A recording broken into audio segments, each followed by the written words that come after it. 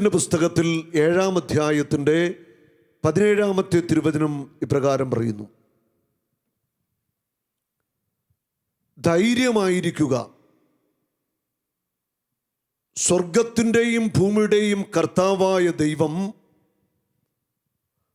നിന്റെ ദുഃഖമകറ്റി സന്തോഷമേകും. ധൈര്യം അവലംബിക്കുക. കർത്താവ് ശക്തമായ ഒരു വചനമാണ് നമുക്ക് വേണ്ടി നൽകുന്നത്. ധൈര്യമായിരിക്കുക, സ്വർഗത്തിൻ്റെയും ഭൂമിയുടെയും കർത്താവായ ദൈവം നിന്റെ ദുഃഖം അകറ്റി സന്തോഷമേകും. ധൈര്യം അവലംബിക്കുക. നിന്റെ ദുഃഖം ഏറ്റെടുക്കുവാൻ, നിന്റെ സഹനങ്ങൾ ഏറ്റെടുക്കുവാൻ, നിന്റെ പരാജയങ്ങൾ ഏറ്റെടുക്കുവാൻ, നിന്റെ തോൽവികൾ ഏറ്റെടുക്കുവാൻ കർത്താവ് ഈ രാത്രി ഒരുക്കിയിരിക്കുക. ദൈവമായ കർത്താവിൻ്റെ ജീവന്റെ വചനങ്ങൾ ശ്രവിച്ചുകൊണ്ടിരിക്കുമ്പോൾ തന്നെ യേശു നിങ്ങൾക്ക് വേണ്ടി അത്ഭുതങ്ങൾ ചെയ്യാനായിട്ട് പോകുക. നിന്റെ മുൻപിൽ അടഞ്ഞ വഴികളും വാതിലുകളും കർത്താവ് തുറക്കാനായിട്ട് പോകുക. വെളിപാടിൻ്റെ പുസ്തകത്തിൽ 3-ാം അധ്യായത്തിൻ്റെ 7-ഉം 8-ഉം വചനങ്ങളിൽ ഇപ്രകാരം പറയുന്നു. ഇത് അതിശക്തമായ ഒരു വചനമാണ്. ഈ വചനം ഞാൻ പലർക്കും പറഞ്ഞു കൊടുത്തിട്ടുണ്ട്. ഈ വചനം ഉപയോഗിച്ച് പ്രാർത്ഥിച്ചപ്പോൾ അത്ഭുതങ്ങൾ കർത്താവ് ചെയ്തിട്ടുണ്ട്. അടയ്ക്കപ്പെട്ട വഴികൾ, മാർഗങ്ങൾ കർത്താവ് തുറക്കുന്ന അതിശക്തമായൊരു വചനമാണിത്. പരിശുദ്ധനും സത്യവാനും ദാവീദിൻ്റെ താക്കോൽ കൈവശമുള്ളവനും മറ്റാർക്കും അടയ്ക്കാൻ കഴിയാത്തവണ്ണം തുറക്കുന്നവനും മറ്റാർക്കും തുറക്കാൻ കഴിയാത്തവണ്ണം അടയ്ക്കുന്നവനുമായവൻ പറയുന്നു: നിന്റെ പ്രവൃത്തികൾ ഞാൻ അറിയുന്നു. നീ എൻ്റെ വചനം കാത്തു. ഇതാ, ആർക്കും അടയ്ക്കാനാവാത്തവണ്ണം ഒരു വാതിൽ നിന്റെ മുൻപിൽ ഞാൻ സ്ഥാപിച്ചിരിക്കുന്നു. നിന്റെ മുൻപിൽ അടഞ്ഞ വഴികള്, വാതിലുകൾ കർത്താവ് തുറക്കാനായിട്ട് പോകുക. നിന്റെ മുൻപിൽ ഇതാ ഒരു വാതിൽ ഞാൻ സ്ഥാപിച്ചിരിക്കുന്നു. ആ വാതിൽ അടയ്ക്കുവാൻ ഒരു വ്യക്തിക്കും ഒരു ശക്തിക്കും സാധ്യമല്ല. നിന്റെ മുൻപിൽ അടഞ്ഞ സകല വഴികളും വാതിലുകളും തുറന്നുകൊണ്ട് കർത്താവ് നിന്റെ കുടുംബത്തെയും തലമുറകളെയും ഇന്ന് അനുഗ്രഹിക്കാനായിട്ട് പോകുക. ഹല്ലേലൂയ. ഒരു നിമിഷം കരങ്ങൾ ഉയർത്തിപ്പിടിച്ചൊന്ന് സ്തുതിക്കാമോ? എല്ലാവരും ഒന്ന് ചേർന്ന് ഹല്ലേലൂയ, ഹല്ലേലൂയ. യേശുവേ സ്തോത്രം, യേശുവേ നന്ദി, യേശുവേ സ്തോത്രം, യേശുവേ നന്ദി. കർത്താവേ, സ്വർഗം തുറക്കണമേ. യേശുവിൻ്റെ നാമത്തിൽ അടഞ്ഞ വാതിലുകൾ തുറക്കപ്പെടട്ടെ, അടഞ്ഞ വഴികൾ തുറക്കപ്പെടട്ടെ. ദുഃഖം സന്തോഷമായി മാറട്ടെ, കണ്ണുനീർ ആനന്ദമായിട്ട് മാറട്ടെ. സഹനങ്ങളിൽ സന്തോഷം നിറയ്ക്കണമേ, സഹനങ്ങളിൽ ശക്തി കൊടുക്കണമേ. ഹല്ലേലൂയ. യേശുവേ നന്ദി, യേശുവേ സ്തോത്രം, യേശുവേ നന്ദി. ഹല്ലേലൂയ. വിശുദ്ധ ബൈബിളിൽ ജോബിൻ്റെ പുസ്തകം, ജോബിനെ നമ്മളെല്ലാവരും ഒത്തിരിയേറെ സഹിച്ച ഒരു വ്യക്തിയായിട്ടാണ് കാണുന്നത്, വിശുദ്ധ ബൈബിളിൽ വായിക്കുന്നത്. പക്ഷെ ജോബിൻ്റെ പുസ്തകത്തിൽ 42-ാം അധ്യായത്തിലേക്ക് വരുമ്പോൾ എല്ലാ സഹനങ്ങൾക്കും വിരാമമിട്ടുകൊണ്ട് വലിയ ഒരു അനുഗ്രഹത്തിലേക്ക്, സമൃദ്ധിയിലേക്ക് കടന്നു വന്ന ജോബിനെ കുറിച്ച് പറയുന്നുണ്ട്. സഹനത്തിൻ്റെ തീച്ചൂളയിലൂടെ കടന്നുപോയ ജോബിൻ്റെ ജീവിതത്തിൽ ദൈവം കൊടുത്ത അനുഗ്രഹം മുഴുവൻ ജോബിൻ്റെ പുസ്തകം 42-ാം അധ്യായത്തിൽ നമ്മൾ വായിക്കുന്നുണ്ട്. നമ്മൾ ഓരോരുത്തരും തിരിച്ചറിയണം, ഓരോ ക്രൈസ്തവനും തിരിച്ചറിയണം, സഹനങ്ങൾക്കപ്പുറം കർത്താവ് അനുഗ്രഹമൊരുക്കി വെച്ചിട്ടുണ്ട്. നൊമ്പരങ്ങൾക്കപ്പുറം അവിടുന്ന് സന്തോഷമൊരുക്കി വെച്ചിട്ടുണ്ട്. പരാജയങ്ങൾക്കപ്പുറം അവിടുന്ന് വിജയമൊരുക്കി വെച്ചിട്ടുണ്ട്. തോൽവികൾക്കപ്പുറം അവിടുന്ന് ഉയർച്ച ഒരുക്കി വെച്ചിട്ടുണ്ട്. തകർന്ന ജീവിതങ്ങളെ സമൃദ്ധിയിലേക്ക്, അനുഗ്രഹങ്ങളിലേക്ക് നയിക്കുവാനായിട്ട് യേശുവിന് ഒറ്റ നിമിഷം മതി. ജോബിൻ്റെ പുസ്തകത്തിൽ 1-ാം അധ്യായത്തിൽ നമ്മൾ കാണുന്നുണ്ട്, ഉസ് എന്ന ദേശത്തെ, അതൊരു പൗരസ്ത്യ ദേശമാണ്, അവിടുത്തെ ആ സ്ഥലത്തെ ഏറ്റവും വലിയ സമ്പന്നനായിരുന്നു ജോബ്. ആ കാലഘട്ടത്തിൽ സമ്പന്നതയുടെ അടയാളമെന്ന് പറയുന്നത് വളർത്തു മൃഗങ്ങളുടെ എണ്ണം അതിൻ്റെ അളവനുസരിച്ചായിരുന്നു. ഇവിടെ പറയുന്നു, 7000 ആടുകൾ, 3000 ഒട്ടകങ്ങൾ, 500 ജോഡി കാളകൾ, 500 പെൺകഴുതകൾ, എണ്ണമറ്റ ദാസന്മാർ ജോബിന് ഉണ്ടായിരുന്നു. വലിയ ഒരു സമൃദ്ധിയെക്കുറിച്ച് ഇവിടെ വചനത്തിൽ സൂചിപ്പിക്കുന്നു. അത് കഴിഞ്ഞ് പറയുന്നു ധാരാളം ദാസന്മാര്, ജീവിത പങ്കാളി, മക്കള് എല്ലാം ഉണ്ടായിരുന്നു. 5-ാമത്തെ വചനത്തിൽ ജോബിനെ കുറിച്ച് നമ്മൾ വായിക്കുന്നുണ്ട്. ഒരു നല്ല പിതാവിൻ്റെ കടമ നിർവഹിച്ച ഒരു വ്യക്തിയാണ് ജോബ്. തൻ്റെ മക്കള് അവരുടെ വീടുകളിൽ ഒന്നിച്ചു ചേർന്ന് സൽക്കാരങ്ങൾ നടത്തുമായിരുന്നു. ജോബ് ഇങ്ങനെ ചിന്തിച്ചു, എൻ്റെ മക്കൾ ഇങ്ങനെ സൽക്കാരമൊക്കെ നടത്തി, അല്ല ഏതെങ്കിലുമൊക്കെ പാപത്തിൽ വീണിട്ടുണ്ടാവാം, അവരുടെ പാപങ്ങൾ ക്ഷമിക്കപ്പെടുവാൻ, അവർ വിശുദ്ധീകരിക്കപ്പെടുവാൻ ജോബ് അതിരാവിലെ എഴുന്നേറ്റ് ഓരോ പുത്രനും വേണ്ടി ദഹനബലി അർപ്പിക്കുമായിരുന്നു. സ്വന്തം മക്കളുടെ പാപങ്ങള് ഓർത്ത് പശ്ചാത്തപിച്ച് അവർക്ക് വേണ്ടി ദഹനബലി അർപ്പിക്കുന്ന ഒരു അപ്പനെയാണ് ഇവിടെ നമ്മൾ വചനത്തിൽ കാണുന്നത്. എത്ര നല്ല പിതാവാണ്! വലിയ സമ്പന്നനായ പിതാവ്, ദൈവ ഭയമുള്ള വ്യക്തിയായിരുന്നു, നിഷ്കളങ്കനായിരുന്നു, സത്യസന്ധനായിരുന്നു. ഇതൊക്കെ 1-ാം അധ്യായത്തിൽ പറയുന്നുണ്ട്. തൻ്റെ മക്കള് ഒരു തെറ്റ് ചെയ്തിട്ടുണ്ടെങ്കിൽ അത് ദൈവസന്നിധി ക്ഷമിക്കപ്പെടാൻ വേണ്ടി ദഹന ബലി അർപ്പിച്ച് പ്രാർത്ഥിക്കുന്ന ഒരപ്പൻ. ഓരോ അപ്പൻ്റെയും മനസ്സ് ഇതാവണം. മക്കള് പാപം ചെയ്തിട്ടുണ്ടെങ്കിൽ ആ മക്കളുടെ പാപങ്ങൾക്ക് വേണ്ടി ഓരോ അപ്പനും ദൈവസന്നിധിയിൽ കരഞ്ഞ് പ്രാർത്ഥിക്കേണ്ടവർ തന്നെയാണ്. ഓരോ അമ്മയ്ക്കും ആ കടമയുണ്ട്. തുടർന്ന് നമ്മൾ വായിക്കുന്നു, ഒരു ദിവസം ഇതാ പിശാച് ജോബിനെ ഒന്ന് പരീക്ഷിക്കാൻ ആഗ്രഹിക്കുക. ദൈവസന്നിധിയിൽ അനുവാദം വാങ്ങി ജോബിൻ്റെ ജീവിതത്തിൽ പരീക്ഷണം ആരംഭിക്കുകയാണ്. ജോബിൻ്റെ സമ്പത്ത് മുഴുവൻ തകർക്കപ്പെടുന്നൊരു പരീക്ഷണമാണ് ആദ്യം ഉണ്ടാകുന്നത്. സാത്താൻ പറയുന്നു, അവൻ്റെ സമ്പത്ത് തകർന്നു കഴിഞ്ഞാൽ പിന്നീട് അവൻ നിന്നെ ദുഷിക്കും. അതിന് ദൈവം അനുവാദം കൊടുത്തു. ജോബിൻ്റെ സമ്പത്ത് തകർക്കുവാനായിട്ട് പിശാച് അതിൻ്റെ തുടക്കമിട്ടു. വലിയ സമൃദ്ധിയിലേക്ക് സാത്താൻ ഇടപെടുകയാണ്. നമ്മൾ തിരിച്ചറിയണം, അനേക വ്യക്തിയുടെ ജീവിതത്തിൽ തകർച്ച ഉണ്ടായതിൻ്റെ പിന്നിൽ സാത്താൻ്റെ കടന്നുവരവുണ്ട്. സാത്താൻ എങ്ങനെയാണ് നമ്മുടെ ജീവിതത്തിൽ കടന്നു വരുന്നത്? നമ്മുടെ ബിസിനസ്സിൽ, സാമ്പത്തിക മേഖലയിൽ, കുടുംബ ജീവിതത്തിൽ സാത്താൻ എങ്ങനെയാണ് കടന്നു വരുന്നത്? പാപം സംഭവിക്കുമ്പോൾ, തിന്മയുടെ ശക്തികൾക്ക് കടന്നു വരാൻ അനുവാദം കൊടുക്കുമ്പോൾ, അന്യ ദൈവങ്ങളുടെ പിന്നാലെ പോകുമ്പോൾ, നേട്ടങ്ങൾക്ക് വേണ്ടി മറ്റു ദൈവങ്ങളെ ആരാധിക്കുമ്പോൾ, മറ്റു തിന്മയുടെ പ്രവൃത്തികൾ ചെയ്യുമ്പോൾ, ആഭിചാര കർമ്മങ്ങൾ, ക്ഷുദ്രങ്ങൾ, അങ്ങനെ പലതും ചെയ്യുന്ന ക്രൈസ്തവരുണ്ട്. ഇതിൻ്റെ പിന്നാലെ കടന്നു പോകുമ്പോൾ സാത്താൻ നിങ്ങളുടെ ജീവിതത്തിൻ്റെ എല്ലാ മേഖലകളിലും ആധിപത്യം ഏറ്റെടുക്കുകയാണ്. ഇവിടെ സാത്താൻ്റെ ഒരു കടന്നുവരവ് ജോബിൻ്റെ ജീവിതത്തിൽ സംഭവിച്ചു. ജോബ് നീതിമാനായിരുന്നു. ഇത് ദൈവം അനുവദിച്ചിട്ട് ജോബിൻ്റെ ജീവിതത്തിൽ നടക്കുന്ന ഒരു പരീക്ഷണത്തിൻ്റെ കാലഘട്ടമാണ്. ജോബിൻ്റെ ജീവിതത്തിൽ ഇതാ സഹനങ്ങൾക്ക് ആരംഭമിട്ട് കഴിഞ്ഞു. സ്വർഗത്തിൽ നിന്ന് അഗ്നി ഇറക്കി മൃഗങ്ങളെ ദഹിപ്പിച്ചു കളയുന്നു. ഷേബക്കാർ വന്ന് ജോലിക്കാരെ കൊന്ന് ഒട്ടകങ്ങൾ പിടിച്ചെടുക്കുന്നു. കൽദായർ വന്നിട്ട് ജോലിക്കാരെ കൊന്ന് കാളകളെ കൊണ്ടുപോകുന്നു. എല്ലാം നശിക്കുന്ന ഒരു കാഴ്ച നമ്മൾ കാണുകയാണ്. ഒരു വ്യക്തി ഓടി വന്നിട്ട് ജോബിനോട് പറയുകയാണ്, നിന്റെ മക്കള് മൂത്ത സഹോദരന്റെ വീട്ടിൽ സൽക്കാരവേളയിലായിരുന്നു. അപ്പോൾ ശക്തമായ ഒരു ചുഴലിക്കാറ്റടിച്ചു, വീട് വീണു, നിന്റെ മക്കൾ എല്ലാവരും നശിച്ചിരിക്കുന്നു, അവരെല്ലാം മരിച്ചിരിക്കുന്നു.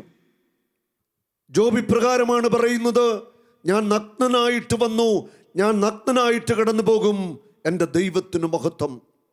ജീവിതത്തിൽ എല്ലാം നഷ്ടപ്പെട്ടപ്പോഴും ദൈവത്തെ മഹത്വപ്പെടുത്തുന്ന ജോബിനെയാണ് നമ്മൾ ഇവിടെ കാണുന്നത്.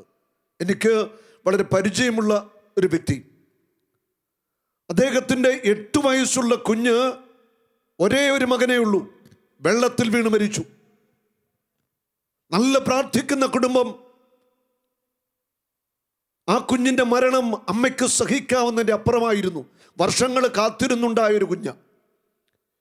ഈ കുഞ്ഞ് വെള്ളത്തിൽ വീണ് മരിച്ചു കഴിഞ്ഞ് അതിനുശേഷം ഈ പിതാവിനോട് പറയുകയാണ്, എൻ്റെ കുഞ്ഞ് മരിച്ചതോർത്ത് എനിക്ക് സങ്കടമില്ല, ഉറപ്പുണ്ട് ദൈവമറിയാതെ ഒന്നും സംഭവിക്കുന്നില്ല, എൻ്റെ കുഞ്ഞ് ദൈവത്തിൻ്റെ കരങ്ങളിലുണ്ട്. ഇത് പറയുമ്പോൾ ജീവിത പങ്കാളി കരയുക. പ്രസവിച്ച ഒരമ്മയുടെ വേദന നമുക്ക് മനസ്സിലാക്കാൻ സാധിക്കും. ജീവിതത്തിൽ എന്തു നഷ്ടപ്പെട്ടാലും എന്തൊക്കെ സഹനങ്ങൾ വന്നാലും ദൈവത്തെ മഹത്വപ്പെടുത്തുവാൻ ആത്മചൈതന്യമുള്ള ആത്മാഭിഷേകമുള്ള വ്യക്തികൾ ധാരാളമായിട്ടുണ്ട്. പ്രാർത്ഥനയുള്ളവര് ദൈവമറിയാതെ എൻ്റെ ജീവിതത്തിലൊന്നും കടന്നു വരുന്നില്ല. സഹനങ്ങളോ തകർച്ചകളോ പരാജയങ്ങളോ രോഗങ്ങളോ എന്തുമാവട്ടെ, എല്ലാം എൻ്റെ ദൈവം അറിഞ്ഞു സംഭവിക്കുന്നതാണ്. ജോബും അത് തന്നെയാണ് പറയുന്നത്. എല്ലാം എനിക്ക് ദൈവം ദാനമായിട്ട് നൽകിയതാ. എൻ്റെ ദൈവത്തിന് മഹത്വം. ദൈവമറിയാതെ ഒന്നും സംഭവിക്കുന്നില്ല. പക്ഷേ ജോബിൻ്റെ പ്രിയപ്പെട്ട ഭാര്യയ്ക്ക് ഇതങ്ങോട്ട് അംഗീകരിക്കാൻ സാധിച്ചില്ല. ഒരിക്കലും ജോബിൻ്റെ ഭാര്യയെ നമുക്ക് കുറ്റപ്പെടുത്താൻ പറ്റില്ല. പ്രസവിച്ച ഒരമ്മയ്ക്ക് തൻ്റെ മക്കളെല്ലാവരും ഒറ്റയടിക്ക് മരിച്ചു എന്ന് പറഞ്ഞാൽ ഒരമ്മയ്ക്കത് താങ്ങാനാവില്ല. അമ്മ പറയുന്നു, നമുക്ക് എന്തിനാ ഇങ്ങനെ ദൈവത്തെ വിളിച്ചപേക്ഷിക്കുന്നത്? ദൈവത്തെ തള്ളിപ്പറഞ്ഞിട്ട് നമുക്ക് മരിക്കാം, ആത്മഹത്യ ചെയ്യാമെന്ന് പറയുന്ന ജോബിൻ്റെ ഭാര്യ. ഒരമ്മയുടെ ഹൃദയത്തിൻ്റെ വികാരങ്ങൾ, സങ്കടങ്ങൾ, വേദനകൾ മുഴുവൻ ആ വാക്കിൽ നമുക്ക് മനസ്സിലാവും. നമുക്ക് ദൈവത്തെ തള്ളിപ്പറഞ്ഞിട്ട് മരിക്കാം. അപ്പോഴും ജോബ് ശാന്തനായിട്ട് പറയാണ്, നീ ഭോഷത്വം പറയുന്നു. ദൈവം നമുക്ക് എന്തെല്ലാം നന്മകൾ നൽകി, ഇതെല്ലാം ദൈവം തന്ന നന്മകളല്ലേ. ഈ ദൈവത്തെ നമുക്ക് ദുഷിക്കാനോ ഒരിക്കലുമില്ല, ഒരിക്കലുമില്ല. അപ്പോഴും ദൈവത്തെ ദുഷിക്കാതെ, മരണത്തെക്കുറിച്ച് ചിന്തിക്കാൻ പോലും തയ്യാറാവാതെ, നഷ്ടങ്ങളെ ഓർത്ത് ദൈവത്തെ സ്തുതിച്ച് ദൈവത്തെ മഹത്വപ്പെടുത്തി ഭാര്യയെ ബലപ്പെടുത്തുന്ന ജോബിനെയാണ് നമ്മൾ കാണുന്നത്. തുടർന്ന് നമ്മൾ കാണുന്നുണ്ട്, ഈ ജോബിൻ്റെ ശരീരത്തിന് മുഴുവന് വ്രണങ്ങൾ നിറഞ്ഞു. കുഷ്ഠരോഗം പോലുള്ള വ്രണങ്ങൾ, ശരീരമെല്ലാം പഴുത്തു ദുർഗന്ധം വമിക്കുക. ഭാര്യയ്ക്കത് സഹിക്കാൻ പറ്റിയില്ല. ജോബിൻ്റെ സ്നേഹിതന്മാരൊക്കെ മനസ്സ് ചിന്തിച്ചു, ഈ ജോബ് എന്തോ പാപങ്ങൾ രഹസ്യമായിട്ടൊക്കെ ചെയ്തിട്ടുണ്ട്. എല്ലാവരും ജോബിനെ തെറ്റിദ്ധരിച്ചു, ജോബിനെ ഉപേക്ഷിച്ച മട്ടായി. ഈ അവസ്ഥയിലൂടെ ജോബ് കടന്നു പോകുമ്പോഴും തൻ്റെ ദൈവത്തെ അവിടുന്ന് മഹത്വപ്പെടുത്തി. വ്രണങ്ങളിൽ ഓടിൻ്റെ കഷ്ണങ്ങൾ ചുരണ്ടിക്കൊണ്ടിരിക്കുക. ഒരു മനുഷ്യനും അടുത്തു വരാൻ പറ്റുന്നില്ല. ദുർഗന്ധം വമിക്കുന്ന ശരീരം. ഈ അവസ്ഥയിൽ കഴിയുന്ന ജോബ് തൻ്റെ ദൈവത്തെ സ്തുതിക്കുന്നു, ആരാധിക്കുന്നു, മഹത്വപ്പെടുത്തുന്നു. ജീവിതത്തിലെല്ലാം നഷ്ടപ്പെട്ടു. ആകെ കൂടെയുള്ളത് ഭാര്യ. ആ ഭാര്യയുടെ വിശ്വാസം കൂടി നഷ്ടപ്പെട്ട അവസ്ഥയിൽ കടന്നു പോവുക. ഞാൻ ഓർക്കാണ്, ഏതാനും വർഷം മുൻപ് നമ്മുടെ ഒരു ധ്യാനം നടക്കുമ്പോൾ കാഞ്ഞിരപ്പള്ളിക്കാരനൊരു സഹോദരൻ ധ്യാനത്തിന് കടന്നു വന്നു. ഞായറാഴ്ച ധ്യാനം തുടങ്ങുകയാണ്. ആദ്യത്തെ ക്ലാസ് കഴിഞ്ഞപ്പോൾ തന്നെ ഈ വ്യക്തി എൻ്റെ അടുക്കൽ വന്നു. ഞാൻ ഇന്ന് ഓർക്കുന്നു, ആ മകൻ എന്നോട് പറയുകയാണ്, ബ്രദറെ, ഈ ധ്യാനത്തിൽ ഞാൻ രക്ഷപ്പെട്ടില്ലെങ്കിൽ ഞാൻ ആത്മഹത്യ ചെയ്യും. അതിൻ്റെ കാരണം ഇതാണ്, ആ മനുഷ്യൻ്റെ ശരീരം മുഴുവൻ സോറിയാസിസ.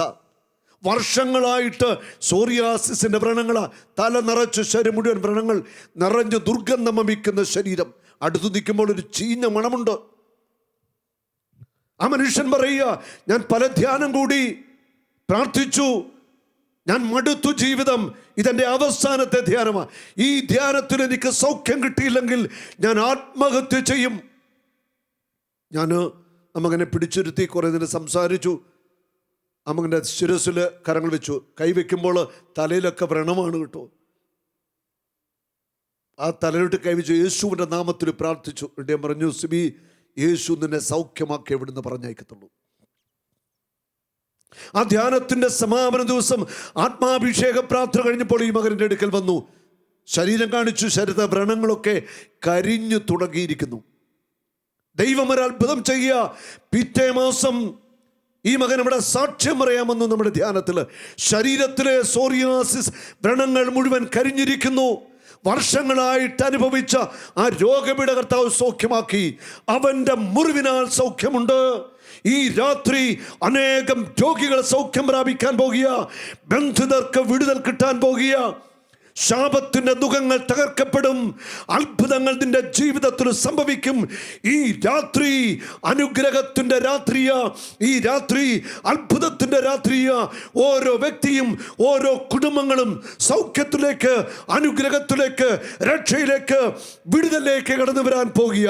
ഈ വചനം കേൾക്കുന്ന ഓരോ വ്യക്തിയുടെ ജീവിതത്തിൽ സ്വർഗത്തിന്റെ സാന്നിധ്യം ഇറങ്ങി വരും. ദൈവത്തിന്റെ മഹത്വം ഇറങ്ങി വരും. യേശു ഇന്ന് നിന്നെ തൊടും. ഉറപ്പായത് ഇതിന് മാറ്റമില്ല. ജീവനുള്ള അവന്റെ വചനം അയച്ചുകൊണ്ട് യേശു നിനക്ക് വേണ്ടി വൻ പ്രവൃത്തികൾ ചെയ്യാനായിട്ട് പോകുക.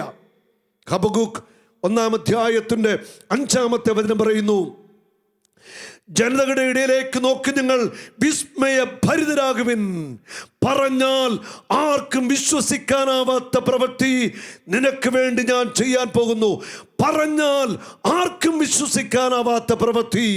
ഒരു പ്രവൃത്തിയല്ല, 1000 പ്രവൃത്തികൾ ഈ രാത്രി നിന്റെ ദൈവം, ജീവിക്കുന്ന ദൈവം കർത്താവായ യേശു ക്രിസ്തു ചെയ്യാനായിട്ട് പോകുക. ഹല്ലേലൂയ. വിശ്വസിക്കുന്നവർ കരമുയർത്തി പിടിച്ച് കർത്താവിനെ ഒന്ന് സ്തുതിക്കട്ടെ. ഹല്ലേലൂയ. യേശുവേ സ്തോത്രം, യേശുവേ നന്ദി. ഹല്ലേലൂയ. അത്ഭുതങ്ങൾ സംഭവിക്കട്ടെ. അനുഗ്രഹം പെരുമഴ പോലെ പെയ്യട്ടെ. പാപത്തിന്റെ ബന്ധനം അഴിയട്ടെ. തീരാ രോഗങ്ങൾ വിട്ടുമാറട്ടെ. ഹല്ലേലൂയ.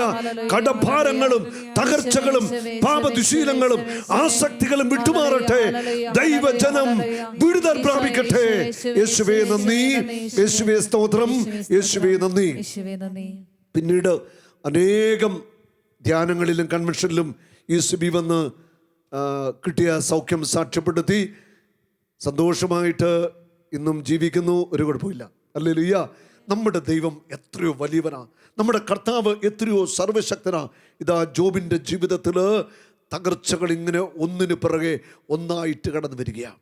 ചിലരെങ്കിലുമൊക്കെ വന്ന് ചോദിക്കാറുണ്ട്, ബ്രദറെ, ജീവിതത്തിൽ ഞാൻ എത്രയോ നന്നായിട്ടാണ് ജീവിക്കുന്നത്, മദ്യപിക്കുന്നില്ല, പുകവലിക്കുന്നില്ല, മോശമായിട്ടുള്ള ഒരു കാര്യമൊന്നും ചെയ്യുന്നില്ല, എന്നിട്ടും എൻ്റെ ജീവിതത്തിൽ എന്നും തകർച്ചകളും പരാജയങ്ങളുമാണ്, സഹനങ്ങളാണ്, എവിടെ തൊട്ടാലും നഷ്ടമാണ്. അങ്ങനെ പറഞ്ഞു വരുന്ന അനേകം മക്കളുണ്ട്. നിങ്ങൾ തിരിച്ചറിയണം, നിന്റെ ജീവിതത്തിലെ ഓരോ സഹനങ്ങളും നിന്റെ നന്മയ്ക്ക് വേണ്ടി ഒരുക്കപ്പെട്ടിരിക്കുന്ന ദൈവത്തിൻ്റെ പദ്ധതിയുടെ ഭാഗമാണ്. സഹനങ്ങൾ നമ്മുടെ ജീവിതത്തിന് അനുഗ്രഹമായിട്ട് മാറാനായിട്ട് പോകുക. ജോബിൻ്റെ പുസ്തകത്തിൽ 7-ാം അധ്യായത്തിൽ 3 മുതൽ 7 വരെയുള്ള തിരുവചനങ്ങൾ, ശൂന്യതയുടെ മാസങ്ങളും ദുരിതങ്ങളുടെ രാവുകളും എനിക്ക് ലഭിച്ചിരിക്കുന്നു. ശൂന്യതയുടെ മാസങ്ങൾ, എവിടെ നോക്കിയാലും ശൂന്യത മാത്രം. സ്നേഹിതരെല്ലാവരും വിട്ടുപിരിഞ്ഞു. ജീവിതത്തിലുണ്ടായിരുന്നതെല്ലാം നഷ്ടപ്പെട്ടു. ദൈവത്തെ പഴിച്ചുകൊണ്ടിരിക്കുന്ന ഭാര്യ മാത്രമേ കൂടെയുള്ളൂ. ശൂന്യതയുടെ മാസങ്ങൾ, ദുരിതത്തിൻ്റെ രാവുകൾ, ഉറക്കമില്ലാത്ത രാത്രികൾ, തിരിഞ്ഞും മറിഞ്ഞും കിടക്കുന്നു. ഉറക്കമില്ലാത്ത രാത്രികൾ ജോബിൻ്റെ ജീവിതത്തിലൂടെ കടന്നു പോകുക. ഉറങ്ങാൻ കിടക്കുമ്പോൾ എപ്പോഴാണ് പ്രഭാതമാകുക എന്ന് ഞാൻ ചിന്തിക്കുന്നു. എന്നാൽ രാത്രി നീണ്ടതാണ്. പ്രഭാതം വരെ ഞാൻ കിടന്ന് ഉരുളുന്നു. കിടക്കുന്ന ജോബിൻ്റെ ചിന്ത ഇതാ, എപ്പോഴൊന്ന് നേരം വെളുക്കും. കഠിനമായ വേദനയിൽ പഴുത്ത ശരീരം, തിരിഞ്ഞും മറിഞ്ഞും കിടക്കുന്ന ജോബിൻ്റെ വേദനയുടെ അനുഭവമായി ഇവിടെ പറഞ്ഞിരിക്കുന്നത്. പുഴുക്കളും മാലിന്യവും എൻ്റെ ശരീരത്തെ പൊതിഞ്ഞിരിക്കുന്നു. എൻ്റെ തൊലി വിണ്ടുകീറി ചലം ഒലിക്കുന്നു. എൻ്റെ തൊലി വിണ്ടുകീറി ഒലിക്കുന്നു. ഒരു മനുഷ്യൻ്റെ ഒരവസ്ഥയാണിത്. ഒരു മനുഷ്യൻ്റെ ബുദ്ധിയിലോ ചിന്തയിലോ ഒതുങ്ങാൻ പറ്റാത്ത ഒരു അവസ്ഥയിലൂടെ ജോബ് കടന്നു പോവുക. ഈ കാലഘട്ടത്തിലാണെങ്കിൽ എന്തെങ്കിലുമൊക്കെ ചികിത്സ ചെയ്യാമെന്ന് വിചാരിക്കാം. ആ കാലഘട്ടത്തിൽ ചികിത്സയൊന്നുമില്ല. കുഷ്ഠരോഗം അല്ലെങ്കിൽ മാരകമായൊരവസ്ഥയാണെങ്കിൽ എല്ലാവരും വെറുക്കുന്നൊരവസ്ഥയിലൂടെയാണ് ജോബ് കടന്നു പോകുന്നു. ആർക്കും വേണ്ടാത്തൊരു വ്യക്തി, എല്ലാവരാലും ഉപേക്ഷിക്കപ്പെട്ട ഒരു മനുഷ്യനായിട്ട് ജോബ് മാറുകയാണ്. ജോബിൻ്റെ സമ്പന്നതയിൽ കൂടെ നിന്ന വ്യക്തികളെല്ലാം ജോബിനെ കൈവിട്ടു. ജോബ് ദൈവത്തിന് നന്ദി പറയുമ്പോൾ ജോബിൻ്റെ സ്നേഹിതരൊക്കെ ദൈവത്തെ ദുഷിച്ചു. അവരൊക്കെ ദൈവത്തിനെതിരായിട്ട് ചിന്തിക്കുന്നു. ഇതൊക്കെ വിശുദ്ധ ബൈബിളിൽ ജോബിൻ്റെ പുസ്തകത്തിൽ നമ്മൾ വായിക്കുന്നുണ്ട്. എൻ്റെ ദിനങ്ങൾ നെയ്ത്തുകാരൻ്റെ ഓടത്തേക്കാൾ വേഗത്തിൽ കടന്നു പോകുന്നു, പ്രത്യാശയില്ലാതെ അസ്തമിക്കുന്നു. എൻ്റെ ജീവൻ ഒരു ശ്വാസം മാത്രമാണെന്ന് അനുസ്മരിക്കണമേ. ജോബിൻ്റെ ഹൃദയത്തിൻ്റെ വികാരങ്ങൾ ജോബ് പങ്കുവെക്കുകയാണ്. വേദനയുടെ തീച്ചൂളയിലൂടെ കടന്നു പോകുന്ന ആ മനുഷ്യൻ, ഇതുപോലെ എത്രയോ പേരാണ് വേദനയിൽ കടന്നു പോകുന്നത്. തീരാ രോഗങ്ങൾ, തകർച്ചകൾ, പരാജയങ്ങൾ, ബന്ധനങ്ങളുടെ അടിമത്തത്തിൽ കടന്നു പോകുന്നവർ. ഞാൻ ഓർക്കുകയാണ്, ഒരിക്കലും ധ്യാനിക്കാൻ വന്ന ഒരു പിതാവ് എന്നോട് ചോദിച്ച ഒരു ചോദ്യം. അദ്ദേഹത്തിന് ജനിച്ച 3 മക്കളും 3 ആൺകുട്ടികളാണ്. 3 ആൺകുട്ടികളും ഓട്ടിസം ബാധിച്ച കുഞ്ഞുങ്ങൾ. എങ്ങനെ സഹിക്കും ഒരു പിതാവ്? ജനിച്ച 3 കുഞ്ഞുങ്ങളും ഓട്ടിസം ബാധിച്ച കുഞ്ഞുങ്ങൾ. ബുദ്ധിയില്ല, കഴിവില്ല, ബഹളം വയ്ക്കുന്ന, അലമുറയിടുന്ന കുട്ടികൾ. ഒരു സമാധാനമില്ല. ഒരു പിതാവിൻ്റെ സങ്കടവാ. ദൈവം എന്തിനാ ഇതെനിക്ക് അനുവദിച്ചത്?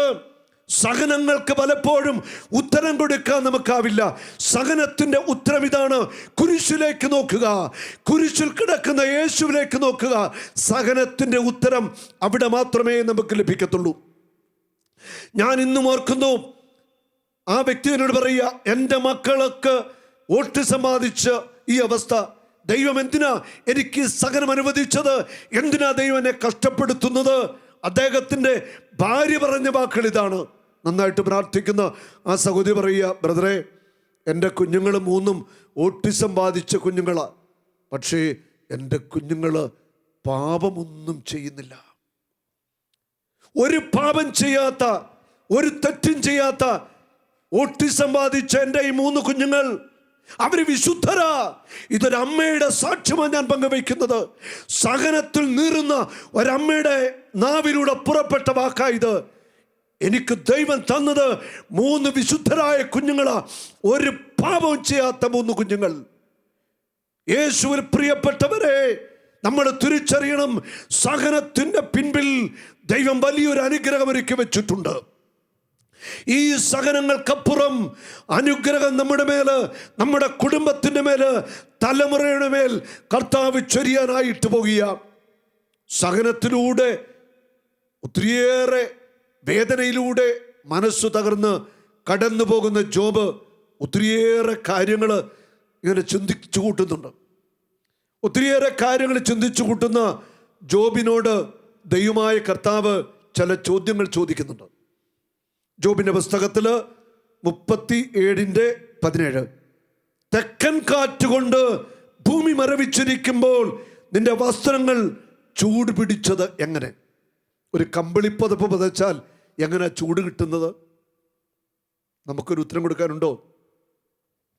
തെക്കൻ കാറ്റുകൊണ്ട് ഭൂമി മരവിച്ചിരിക്കുമ്പോൾ നിന്റെ വസ്ത്രങ്ങൾ എങ്ങനെയാണ് നിനക്ക് ചൂട് തരുന്നത്? ഒരു ചോദ്യമാണ്. ജോബിന് ഒരു മറുപടിയില്ല. വീണ്ടും ചോദിക്കുന്നു. 38-ാം അധ്യായത്തിൽ കുറേ ചോദ്യമുണ്ട്. 2-3 ഞാൻ വായിക്കാം. പൗരുഷത്തോടെ നീ അരമുറുക്കുക, ഞാൻ നിന്നെ ചോദ്യം ചെയ്യും, നീ ഉത്തരം പറയുക. ഞാൻ ഭൂമിക്ക് അടിസ്ഥാനമിട്ടപ്പോൾ നീ എവിടെയായിരുന്നു? ഞാൻ ഭൂമിക്ക് അടിസ്ഥാനമിട്ടപ്പോൾ നീ എവിടെയായിരുന്നു? നമ്മൾ പലപ്പോഴും ജീവിതത്തിൻ്റെ വഴികളിൽ കടന്നു പോകുമ്പോൾ പല അഹങ്കാരികളെയും കണ്ടുമുട്ടിയിട്ടുണ്ട്. ധാർഷ്ട്യമുള്ളവരെ കണ്ടുമുട്ടിയിട്ടുണ്ട്. പൊങ്ങച്ചക്കാരെ കണ്ടുമുട്ടിയിട്ടുണ്ട്. പണത്തിൽ അഹങ്കരിക്കുന്നവരെ കണ്ടുമുട്ടിയിട്ടുണ്ട്. വലിയ വിദ്യാഭ്യാസമുള്ളവർ, അതിൽ അഹങ്കരിക്കുന്നവർ ഒക്കെ കണ്ടുമുട്ടിയിട്ടുണ്ട്. കർത്താവ് ചോദിക്കുന്നൊരു ചോദ്യമാ, നീ പൗരുഷത്തോടെ അരമുറുക്കിയിട്ട് മറുപടി പറ. ഈ ഭൂമിക്ക് ഞാൻ അടിസ്ഥാനമിട്ടപ്പോൾ നീ എവിടെയായിരുന്നു? ഒരഹങ്കാരിക്കും ഒരു ബുദ്ധിമാനും മറുപടി കൊടുക്കാൻ പറ്റാത്തൊരു ചോദ്യമാ ദൈവമായ കർത്താവ് ചോദിക്കുന്നത്. ഈ അടുത്ത നാളിൽ ഒരു ചെറുപ്പക്കാരനുമായിട്ട് സംസാരിക്കാൻ ഒരു സാഹചര്യമുണ്ട്. 2 ആഴ്ച മുമ്പ് അവന് വിശ്വാസം നഷ്ടപ്പെട്ടു. കുമ്പസാരിച്ചിട്ട് ഇപ്പം വർഷങ്ങളായി, പ്രാർത്ഥനയ്ക്ക് കൂടുകയില്ല, ദേവാലയത്തിൽ പോയിട്ട് വർഷങ്ങളായി, ഒരു വിശ്വാസമില്ല. കൂട്ടുകാരൊക്കെ കൂടി ഇങ്ങനെ ഉഴപ്പ് കിടക്കുകയാണ്, ചില ലഹരിയൊക്കെ കടിക്കും. അവനുമായിട്ട് ഞങ്ങൾ സംസാരിച്ചപ്പോൾ പല കാര്യങ്ങളും സംസാരിച്ചു. അവൻ പറയുകയാണ്, എനിക്ക് ഇതൊന്നും ഉൾക്കൊള്ളാനും അംഗീകരിക്കാൻ പറ്റില്ല. ഞാൻ ചോദിച്ചു എന്താ കാരണം? ഞാൻ ഒത്തിരി കാര്യങ്ങൾ പഠിച്ചു, നല്ല വിദ്യാഭ്യാസമുണ്ട്, അപ്പോൾ അതൊക്കെ ഇങ്ങനെ കിട്ടി എൻ്റെ കൂട്ടുകാരൊക്കെ അങ്ങനെയാണ്, അപ്പോൾ എനിക്ക് വിശ്വാസത്തോടൊന്നും വലിയ താല്പര്യമില്ല. ബൈബിളിൽ ഇതൊക്കെ വെറും കഥയാണ്, ഉൽപ്പത്തി പുസ്തകത്തിലെ കാര്യമൊക്കെ വെറും കഥയാണെന്നൊക്കെ പറഞ്ഞ് കുറേ തന്നെ സംസാരിച്ചു. ഞാൻ കുറേ കാര്യങ്ങൾ പറഞ്ഞു കൊടുത്തു. അപ്പോൾ ഞാൻ അവനോട് ഒരു ചോദ്യം ചോദിച്ചു. ഞാൻ 2 ചോദ്യം ചോദിച്ചു. പരിശുദ്ധാത്മാവ് എൻ്റെ ഹൃദയത്തിൽ തന്ന 2 ചോദ്യങ്ങൾ. ഞാൻ ചോദിച്ചു ഒരു ചോദ്യം ഇതാ, നിൻ്റെ കയ്യിൽ ഈ നഖം നിൻ്റെ ജീവിതത്തിൽ നീ എത്ര പ്രാവശ്യം വെട്ടിയിട്ടുണ്ട്? അവൻ എൻ്റെ മുഖത്തേക്ക് ഇങ്ങനെ നോക്കി, എനിക്കറിയത്തില്ല. അടുത്ത ചോദ്യം ചോദിച്ചു, നിൻ്റെ കൺപോളകൾ ഇങ്ങനെ അടയുന്നുണ്ടോ? ഒരു ദിവസം എത്ര പ്രാവശ്യം കൺപോളകൾ അടയുന്നുണ്ട് നിനക്ക് പറയാമോ? അറിയത്തില്ല. ഞാൻ പറഞ്ഞു, മോനെ, അഹങ്കരിച്ചിട്ട് വലിയ കാര്യമൊന്നുമില്ല, കർത്താവിലേക്ക് നീ തിരിച്ചു വരണം, ഞാൻ നിനക്ക് വേണ്ടി പ്രാർത്ഥിക്കാം. ഞാൻ അവന് വേണ്ടി പ്രാർത്ഥിച്ചു. ഞാൻ അവന് വേണ്ടി അവൻ്റെ ഒരു തിരിച്ചുവരവിന് വേണ്ടി പ്രാർത്ഥിക്കുന്നുണ്ട്. ഇതുപോലെ ധാരാളം ചെറുപ്പക്കാരുടെ ദൈവത്തെ മറന്ന് ജീവിക്കുന്നുണ്ട്. അവർ നിരീശ്വരവാദത്തിലേക്ക്, വായനയും പഠിത്തവും അറിവും ഒക്കെ ബുദ്ധിതലങ്ങളിലേക്ക് പോയിട്ട് അവർ ദൈവത്തെ മാറ്റി നിർത്തി ചിന്തിച്ചു കൊണ്ടിരിക്കുക. ഇവിടെ ജോബിനോട് ചോദിച്ച അതേ ചോദ്യം തന്നെ ഇന്ന് ഈ രാത്രി കർത്താവ് നിങ്ങളോട് ചോദിക്കുക. ഈ ഭൂമിക്ക് ഞാൻ അടിസ്ഥാനമിട്ടപ്പോൾ നീ എവിടെയായിരുന്നു? ഉത്തരം കൊടുക്കാൻ ആരെക്കൊണ്ടെങ്കിലും പറ്റുമോ? പറ്റില്ല. അടുത്ത ചോദ്യം ഇതാണ്, ഇതിൻ്റെ അതിരുകൾ, അളവുകൾ നിശ്ചയിച്ചത് ആരാണ്? വീണ്ടും 12-ാം അധ്യായം, ജീവിതം തുടങ്ങിയതിന് ശേഷം എന്നെങ്കിലും നീ പ്രഭാതത്തിന് കൽപ്പന കൊടുക്കുകയും സൂര്യോദയത്തിന് സ്ഥാനം നിർണ്ണയിക്കുകയും ചെയ്തിട്ടുണ്ടോ? സൂര്യോദയത്തിന് നീ സ്ഥാനം നിർണ്ണയിച്ചിട്ടുണ്ടോ? പ്രഭാതത്തിന് നീ കൽപ്പന കൊടുത്തിട്ടുണ്ടോ? ഭൂമിയുടെ അതിർത്തികൾ പിടിച്ചടക്കാൻ നീ പ്രഭാതത്തോട് കൽപ്പിക്കുകയും ദുഷ്ടരെ അവിടെ ഒളിസങ്കേതങ്ങളിൽ നിന്ന് കുടഞ്ഞു കളയുകയും ചെയ്തിട്ടുണ്ടോ? കുറേ ചോദ്യമാണ്. സമുദ്രത്തിൻ്റെ ഉറവകളോളം നീ കടന്നു ചെന്നിട്ടുണ്ടോ?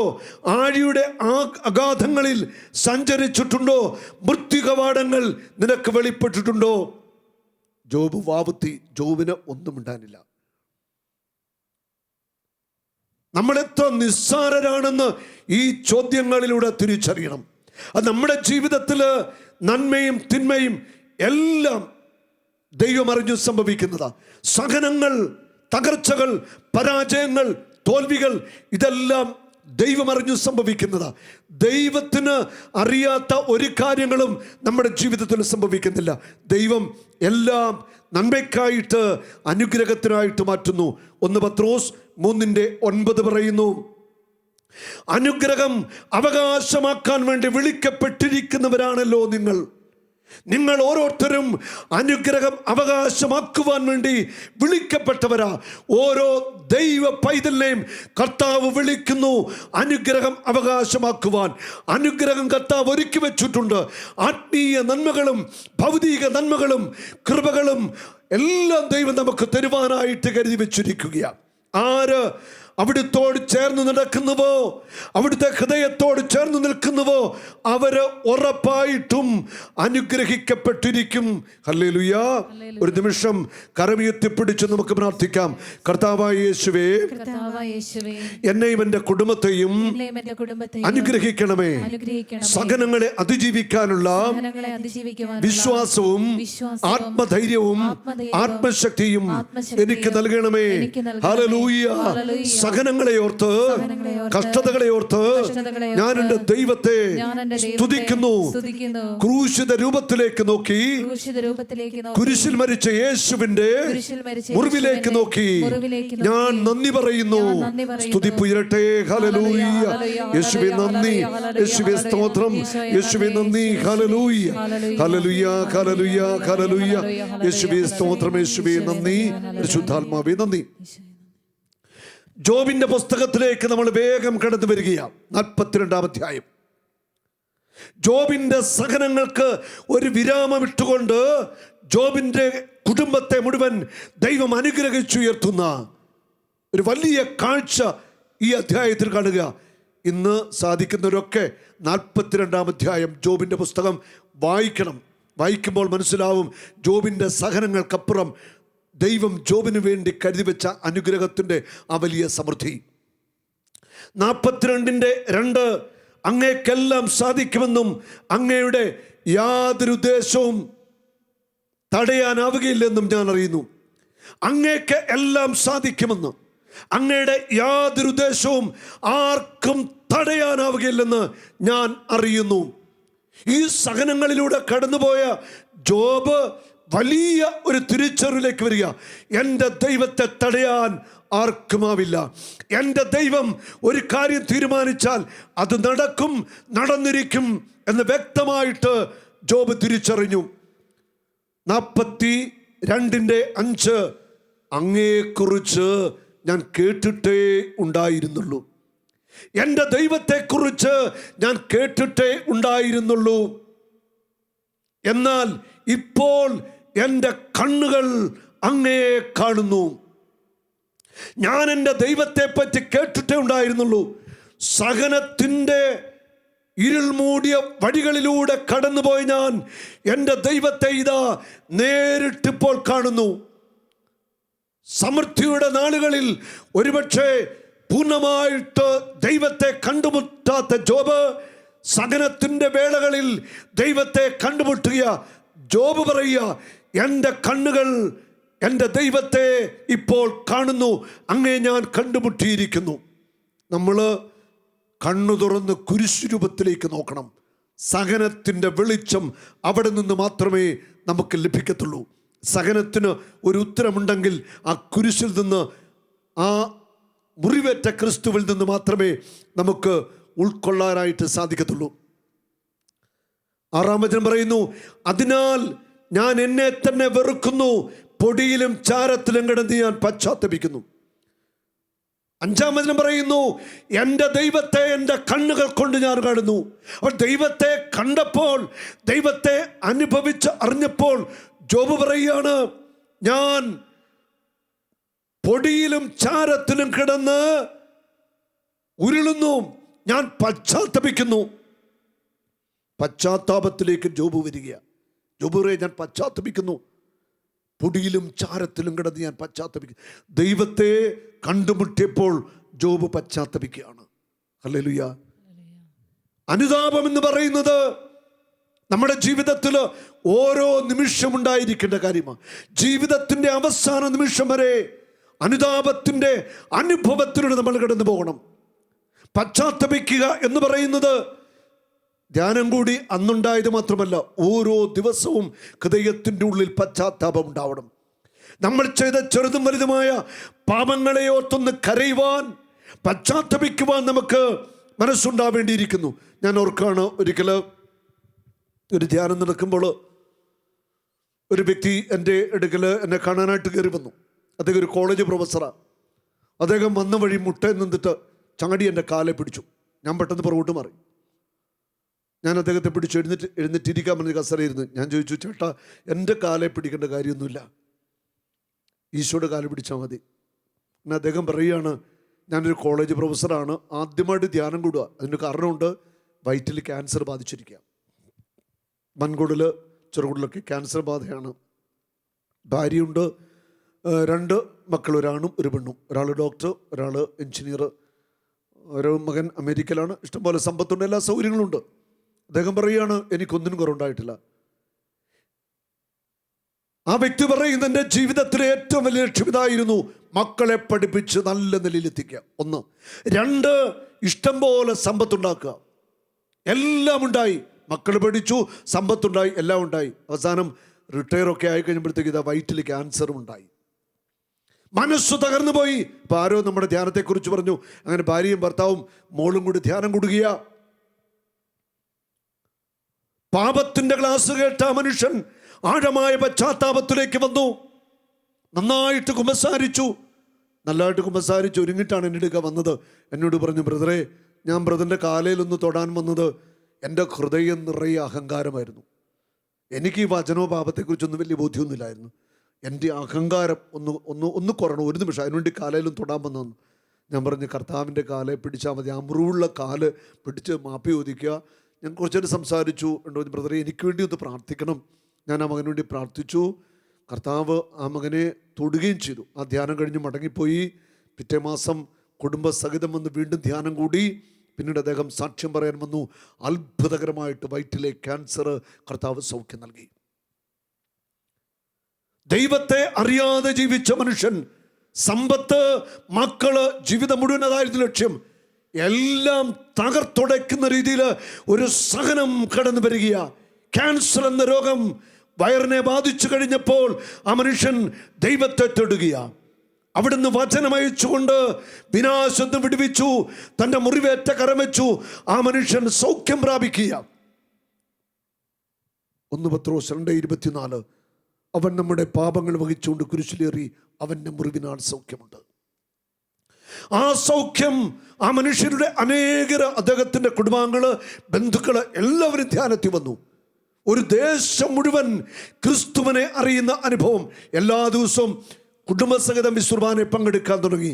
ഒരു കുടുംബം രക്ഷയിലേക്ക് വരാൻ വേണ്ടി ഇതാ ഒരു സഹനം കാരണമായിട്ട് മാറുകയാണ്. ഓരോ സഹനത്തിൻ്റെ പിന്നിൽ ഒരു വ്യക്തിക്ക് മാത്രമല്ല, ഒരു കുടുംബത്തിനും ഒരു ദേശത്തിനും മുഴുവൻ അനുഗ്രഹം ദൈവം ഒരുക്കി വയ്ക്കുകയാണ്. സഭയിൽ വിശുദ്ധരായിട്ടുള്ള ചില വ്യക്തികൾ അവർ ജീവിതകാലം മുഴുവൻ സഹിച്ചവരാ. എന്തിനാണ് ആ സഹനം അനുവദിച്ചത്? ആ സഹനത്തിലൂടെ ആ സഹനത്തിലൂടെ അവര് ജനലക്ഷങ്ങളെ ക്രിസ്തു വേണ്ടി നേടിയെടുത്തു. ഓരോ സഹനത്തിലൂടെയും ആത്മാക്കളെ നേടാനുള്ള ദാഹം കൊണ്ട് ജ്വലിക്കുന്നവരായിരുന്നു വിശുദ്ധന്മാരും വിശുദ്ധകളും. അത് ദൈവത്തിൻ്റെ തെരഞ്ഞെടുപ്പാണ്. ചില വ്യക്തികളെ സഹിക്കാൻ വേണ്ടി മാത്രം കർത്താവ് തെരഞ്ഞെടുക്കുന്നു. യോഹന്നാൻ 15:16, നിങ്ങൾ എന്നെ തിരഞ്ഞെടുക്കുകയല്ല, ഞാൻ നിങ്ങളെ തിരഞ്ഞെടുക്കുകയാണ് ചെയ്തത്. യേശു ചില വ്യക്തികളെ സഹിക്കാൻ വേണ്ടി മാത്രം തിരഞ്ഞെടുക്കും. എത്ര പ്രാർത്ഥിച്ചാലും ആ സഹനം മാറത്തില്ല. അത് ദൈവം അനുവദിച്ചിരിക്കുന്ന സഹനമാണ്. മരണം വരെ ആ സഹനം ദൈവം ആ വ്യക്തിക്ക് കൊടുത്തുവെങ്കിൽ അതിനെ അതിജീവിക്കാനുള്ള ശക്തിയുമെല്ലാം പരിശുദ്ധാത്മാവിലൂടെ കൊടുത്തുകൊണ്ടിരിക്കും. ആ സഹനത്തിലൂടെ ആത്മാക്കളെ രക്ഷിക്കുക, അത് ദൈവത്തിൻ്റെ പ്രത്യേകമായ ഒരു പദ്ധതിയുടെ ഭാഗമാണ്. അത് നമ്മുടെയൊക്കെ ജീവിതത്തിലുണ്ടാകുന്ന സഹനങ്ങളിലൂടെയും അനേകരുടെ ആത്മരക്ഷയ്ക്ക് വേണ്ടി, നന്മയ്ക്ക് വേണ്ടി അത് ദൈവം അനുവദിക്കുന്നതാണ്. ഈ സഹനത്തിൻ്റെ അപ്പുറം അനുഗ്രഹം കർത്താവ് കരുതി വച്ചിരിക്കുന്നു. ജോബിലേക്ക് തന്നെ നമ്മൾ വീണ്ടും തിരിച്ചു വരികയാണ്. ജോബിൻ്റെ പുസ്തകം 42:8 വചനം പറയുന്നു. അതിന് മുമ്പുള്ള വചനത്തിൽ പറയുകയാണ്, ജോബിൻ്റെ കൂട്ടുകാർ എലീഫാസ് അവരുടെ ദൈവം പറയുക, ജോബ് ചിന്തിച്ചതുപോലല്ല നിങ്ങൾ ചിന്തിച്ചത്. നിങ്ങൾ എന്നെക്കുറിച്ച് തെറ്റായിട്ടാണ് ചിന്തിച്ചത്. അതായത് സഹനത്തെക്കുറിച്ച് തെറ്റായിട്ടാണ് നിങ്ങൾ ചിന്തിച്ചത്. ഞാൻ അനുഗ്രഹിക്കാം. ഒരു കണ്ടീഷനുണ്ട്. എൻ്റെ ദാസനായ ജോബ് നിങ്ങൾക്ക് വേണ്ടി പ്രാർത്ഥിക്കണം. എൻ്റെ ദാസനായ ജോബ് നിങ്ങൾക്ക് വേണ്ടി പ്രാർത്ഥിക്കണം. ഞാൻ നിങ്ങളെ അനുഗ്രഹിക്കും. സഹിക്കുന്ന മനുഷ്യൻ്റെ പ്രാർത്ഥനയ്ക്ക് ഉത്തരമുണ്ട്. സഹിക്കുന്ന മനുഷ്യൻ മുട്ടുമടക്കി കരമുയർത്തിപ്പിടിച്ച് പ്രാർത്ഥിക്കുമ്പോൾ ദൈവം സ്വർഗം തുറന്ന് അനുഗ്രഹം വർഷിക്കുന്നത്. സഹിക്കുന്ന മനുഷ്യൻ്റെ ആ സഹനത്തിന് വിലയുണ്ട്. സഹിക്കുന്ന മനുഷ്യൻ്റെ സഹനം, ആ വ്യക്തിയുടെ സഹനം ക്രിസ്തുവിൻ്റെ സഹനത്തോട് ചേർത്ത് വയ്ക്കുമ്പോൾ അത് വിലയുള്ളതായിട്ട് മാറുകയാണ്. ഈ കാലഘട്ടം COVID-19 വൈറസ് അനേക ലക്ഷം ആളുകളെ കൊന്നൊടുക്കി. ഇന്ന് ലോകം മുഴുവൻ ഒത്തിരിയേറെ സങ്കീർണമായ പ്രതിസന്ധിയിലൂടെ കടന്നു പോവുകയാണ്. രോഗങ്ങളും സാമ്പത്തിക തകർച്ചകളും ബിസിനസ് തകർച്ചകളും നഷ്ടങ്ങളും നമുക്കറിയാം. ഫ്ലൈറ്റുകൾ പറക്കുന്നില്ല, അല്ലെങ്കിൽ എല്ലാ ബിസിനസ്സുകൾ തകർന്നു. ഗൾഫ് രാജ്യങ്ങളിൽ അനേകം ജോലി നഷ്ടപ്പെട്ട് തിരിച്ചു വന്നു. എല്ലാ മേഖലകളിലും വൻ തകർച്ച.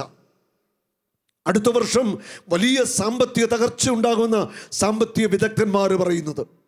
നമ്മൾ തിരിച്ചറിയുക, ലോകം ഇത്രമാത്രം ഒരു സഹനത്തിലൂടെ കടന്നു പോകുന്നുവെങ്കിൽ അതിൻ്റെ പിന്നിൽ ദൈവത്തിൻ്റെ കരം വ്യക്തമായിട്ട് പ്രവർത്തിക്കുന്നുണ്ട്.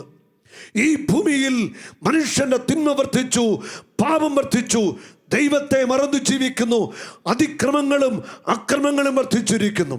ഇതൊക്കെ ഒരു കാരണം തന്നെയാണ്. ദൈവത്തിലേക്ക് മടങ്ങി വരാനും മാനസാന്തരപ്പെടാനൊക്കെ കർത്താവ് ലോകത്തോട് ആവശ്യപ്പെടുന്നു. അതിൻ്റെ അടയാളങ്ങൾ തന്നെയാണ് ഇപ്പോൾ നടക്കുന്ന ഈ സംഭവങ്ങൾ എല്ലാം തന്നെ. എൻ്റെ ദാസനായ ജോബ് നിങ്ങൾക്ക് വേണ്ടി പ്രാർത്ഥിക്കും. ഞാൻ അവൻ്റെ പ്രാർത്ഥന സ്വീകരിച്ച് നിങ്ങളുടെ ഭോഷത്വത്തിന് നിങ്ങളെ ശിക്ഷിക്കില്ല. നിങ്ങൾ എൻ്റെ ദാസനായ ജോബിനെ പോലെ എന്നെപ്പറ്റി ശരിയായി ചിന്തിച്ചില്ല. ജോബ് സഹനങ്ങൾ വന്നപ്പോഴും ദൈവത്തെപ്പറ്റി നല്ലത് ചിന്തിച്ചു, നല്ലത് പറഞ്ഞു. നിങ്ങൾ അങ്ങനെയല്ല ചിന്തിച്ചത്.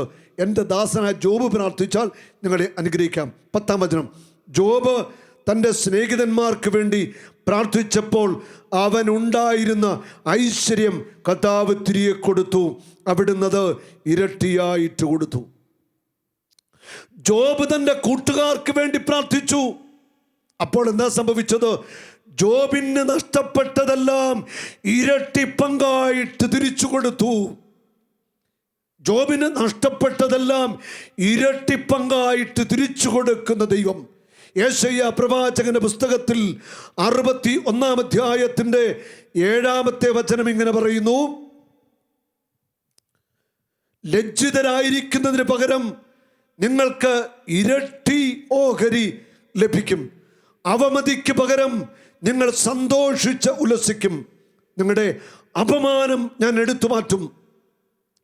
നിങ്ങളുടെ ദേശത്ത് ഇരട്ടി ഓഹരി നിങ്ങൾ കൈവശമാക്കും. നിങ്ങളുടെ ആനന്ദം നിത്യമായിരിക്കും. അവിടെ പറയുക, ഇരട്ടി ഓഹരി നിങ്ങൾക്ക് ഞാൻ തരും. നിങ്ങൾക്ക് ലജ്ജിക്കേണ്ടി വരത്തില്ല. നിങ്ങളെ ഞാൻ അനുഗ്രഹിക്കും. ഇരട്ടി പങ്ക് നൽകി അനുഗ്രഹിക്കുമെന്ന് ദൈവത്തിൻ്റെ വാക്ക്, ദൈവത്തിൻ്റെ വചനം ഉറപ്പ് നൽകുകയാ. നിങ്ങളുടെ ആനന്ദം നിത്യമായിരിക്കും. നീ തകർന്നു വീണ നിന്റെ ദേശത്ത് കർത്താവ് നിന്നെ അനുഗ്രഹിച്ച് ഉയർത്താനായിട്ട് പോകുക. നിന്റെ ശത്രുവിന്റെ മുൻപിൽ കർത്താവ് നിനക്ക് വിരുന്നൊരുക്കാൻ പോകുക. നീ എവിടെ പരാജയപ്പെട്ടോ അവിടെ കർത്താവ് നിന്നെ ഉയർത്താനായിട്ട് പോകുക. എവിടെ നീ തോറ്റോ അവിടെ നിന്നെ വിജയത്തിന്റെ ചവിട്ടുപടിയിലേക്ക് കർത്താവ് ഉയർത്താനായിട്ട് പോകുക. ഉറപ്പാണ്, തകർന്നു വീണവരെ കർത്താവ് എഴുന്നേൽപ്പിക്കാനായിട്ട് പോകുക. ഈ രാത്രി അനുഗ്രഹത്തിന്റെ രാത്രിയായിട്ട് മാറാനായിട്ട് പോകുക. തകർന്ന ജീവിതത്തെ കർത്താവ് പണിതുയർത്തും. ഇരട്ടി പങ്ക് നഷ്ടപ്പെട്ടത് മുഴുവൻ കർത്താവ് തരും. നീ എവിടെ ആരുടെ മുൻപിൽ ലജ്ജിക്കേണ്ടി വന്നോ, നിന്റെ ജോലി സ്ഥലത്ത്, നിന്റെ ഗ്രാമത്തിൽ, നിന്റെ പട്ടണത്തിൽ എവിടെ നിനക്ക് ലജ്ജിക്കേണ്ടി വന്നോ അവിടെ നിന്നെ കർത്താവ് എഴുന്നേൽപ്പിച്ചു നിർത്താൻ പോകുക. നിന്റെ കാലുകൾക്ക് ബലം നൽകി, നട്ടെല്ലിന് ബലം നൽകി, അഭിമാനത്തോടെ കർത്താവ് നിന്നെ എഴുന്നേൽപ്പിച്ചു നിർത്താനായിട്ട് പോകുക. ഇരട്ടി പങ്ക് തരുമെന്ന് കർത്താവ് വാഗ്ദത്തം ഇട്ടിട്ടുണ്ടെങ്കിൽ ഇരട്ടി പങ്ക് തരും. എല്ലാം നഷ്ടപ്പെട്ട ജോബിന് ഇരട്ടി പങ്ക് കൊടുത്ത ദൈവം ഇന്നും ജീവിക്കുന്നു. അവൻ്റെ പുത്രനായ യേശു ക്രിസ്തു വഴി സകല നന്മകളും അനുഗ്രഹങ്ങളും കർത്താവ് ഇന്ന് വാരിക്കോരി നമ്മുടെ മേൽ ചൊരിഞ്ഞുകൊണ്ടിരിക്കുകയാണ്. ഒരു നിമിഷം ഒന്ന് കരമുയർത്തി സ്തുതിക്കാമോ? ഹല്ലേലൂയ. കർത്താവേ, ഇരട്ടി പങ്ക് അനുഗ്രഹം നൽകണമേ, അഭിഷേകം നൽകണമേ, അനുഗ്രഹിക്കണമേ. ശക്തമായ സ്തുതിപ്പ് ഉയരട്ടെ. Hallelujah, hallelujah. യേശുവേ സ്തോത്രം, യേശുവേ നന്ദി. Praise the Lord. സക്കറിയ പ്രവാചകന്റെ പുസ്തകത്തില് 9:12 പറയുന്നു: പ്രത്യാശയുടെ തടവുകാരെ, പ്രത്യാശയുടെ തടവുകാരെ, ഞങ്ങളുടെ രക്ഷാദുർഗത്തിലേക്ക് മടങ്ങി വരിക. ഞങ്ങളുടെ രക്ഷാദുർഗം അത് യേശുക്രിസ്തുവാ. യേശുക്രിസ്തു മാത്രമാണ് രക്ഷകൻ. അവിടുന്ന് മാത്രമാണ് കർത്താവ്. ആ രക്ഷാദുർഗത്തിലേക്ക് നീ മടങ്ങി വരിക. ഇരട്ടി പങ്ക് മടക്കി തരുമെന്ന് ദൈവമായ കർത്താവ് പ്രഖ്യാപിക്കുന്നു. പ്രത്യാശ നഷ്ടപ്പെട്ടവർ, പ്രതീക്ഷ നഷ്ടപ്പെട്ടവർ, ജീവിതം തകർന്നവർ, കൈകൾ ശൂന്യമായവർ, ജീവിതത്തിൽ എല്ലാം തീർന്നുവെന്ന് വിചാരിക്കുന്നവർ, നീ രക്ഷാദുർഗമായ ക്രിസ്തുവിലേക്ക് തിരിച്ചു വരിക. നഷ്ടപ്പെട്ടതെല്ലാം അനുഗ്രഹങ്ങൾ, സമ്പത്ത്, കൃപാവരങ്ങൾ, അഭിഷേകം ഇരട്ടി പങ്കായിട്ട് തിരിച്ചു തരുവാൻ കർത്താവ് ആഗ്രഹിക്കുന്നു. അവിടുന്ന് പറയുക, ഇരട്ടി പങ്കായിട്ട് ഞാനത് തിരിച്ചു തരുമെന്ന് പ്രഖ്യാപിക്കുന്നു. ഹല്ലേലൂയ. കർത്താവിൻ്റെ പ്രഖ്യാപനമാണ്, ഇരട്ടി പങ്ക് തിരിച്ചു തരുമെന്ന്. അവിടുത്തെ വചനത്തിന്, അവിടുത്തെ വാക്കുകൾക്ക് വ്യത്യാസമില്ല. ജോബിനോട് പറഞ്ഞു, ഇരട്ടിയായിട്ട് ഞാൻ തിരിച്ചു തന്നു. ജോബിന് ഇരട്ടി തിരിച്ചു കൊടുത്തു. അതിന് കേട്ടുകൊള്ളുക. ഇത്രയും സംഭവിച്ചപ്പോൾ ജോബിനെ അകന്നുപോയവരെല്ലാവരും, കുടുംബക്കാരും ബന്ധുക്കളൊക്കെ ജോബിൻ്റെ വീട്ടിൽ വന്നു. വന്നിട്ട് അവർ ഓരോ സ്വർണ്ണ നാണയം കൊടുത്തു, നല്ല വാക്കുകൾ പറഞ്ഞു, ജോബിനെ ആശ്വസിപ്പിച്ചു, പണം കൊടുത്തു എന്നൊക്കെയാണ് ഇവിടെ വചനത്തിൽ എഴുതിയിരിക്കുന്നത്. ഇതെല്ലാം എല്ലാവർക്കും സ്നേഹമായി. പലപ്പോഴും നമുക്കറിയാമല്ലോ, ജീവിതത്തിൽ സമ്പത്ത് നഷ്ടപ്പെട്ട് എല്ലാം നഷ്ടപ്പെട്ട് വരുമ്പോൾ എല്ലാവരും പോകും. സമ്പത്തുള്ളപ്പോൾ എല്ലാവരും കൂടെ കാണും. ഇതാണ് ലോകത്തിൻ്റെ ഒരു സ്ഥിതി. അതാണ്. തുടർന്ന് 12-ാം വചനം പറയുന്നു, കർത്താവ് അവൻ്റെ ശേഷിച്ച ജീവിതം മുമ്പിലത്തേതിനേക്കാൾ ധന്യമാക്കി. ശേഷിച്ച ജീവിതം മുമ്പിലത്തേതിനേക്കാൾ ധന്യമാക്കി. ഹല്ലേലൂയ. വലിയ ഒരു അനുഗ്രഹത്തിലേക്ക് ജോബിനെ ദൈവം ഉയർത്തുകയാണ്. അതിന് വ്യക്തമായ തെളിവ് വചനം പറയുന്നു.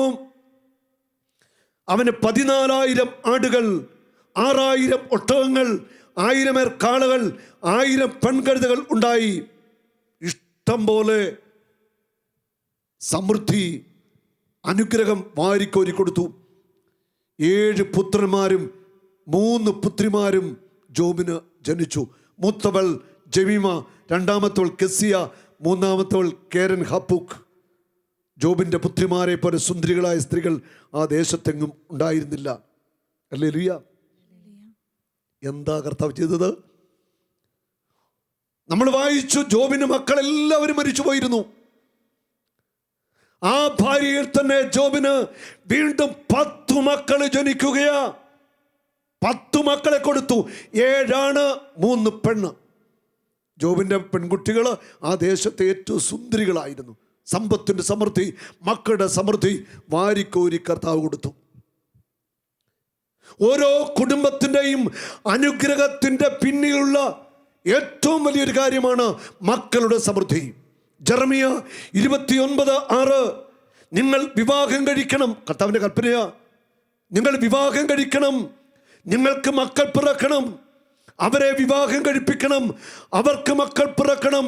നിങ്ങളുടെ സംഖ്യ കുറയരുത്, നിങ്ങൾ പെരുകണം. നിങ്ങളുടെ സംഖ്യ കുറയരുത്, നിങ്ങൾ പെരുകണം. മക്കളുടെ സമൃദ്ധി അനുഗ്രഹത്തിൻ്റെ സമൃദ്ധിയാ. ശുശ്രൂഷ രംഗത്ത് ഉള്ള ഒരു സഹോദരൻ, അദ്ദേഹത്തിന് ഇപ്പോൾ 8 ആൺമക്കളുണ്ട്. എൻ്റെ ഒരു സ്നേഹിതനാണ്. 8 ആൺകുഞ്ഞുങ്ങൾ. അദ്ദേഹത്തിൻ്റെ പെങ്ങൾക്ക് 14 മക്കളുണ്ട്. ഇപ്പോൾ 15ാമത് ആ സഹോദരി ഗർഭിണിയാണ്. ഈ 15 മക്കളുടെ അപ്പൻ ഒരു ഡോക്ടറാണ്. ഹല്ലേലൂയ. മക്കളുടെ സമൃദ്ധി. എത്രയോ പേർക്ക് 7-8 മക്കൾ. മക്കൾക്ക് വേണ്ടി പ്രാർത്ഥിക്കണം. മക്കളുടെ സമൃദ്ധി അത് അനുഗ്രഹത്തിൻ്റെ സമൃദ്ധി തന്നെയാണ്. വന്ധ്യമായിരിക്കുന്ന ഗർഭപാത്രങ്ങൾ ഈ രാത്രി കർത്താവ് സ്പർശിക്കാൻ പോകുകയാണ്. ഉറപ്പാണ്.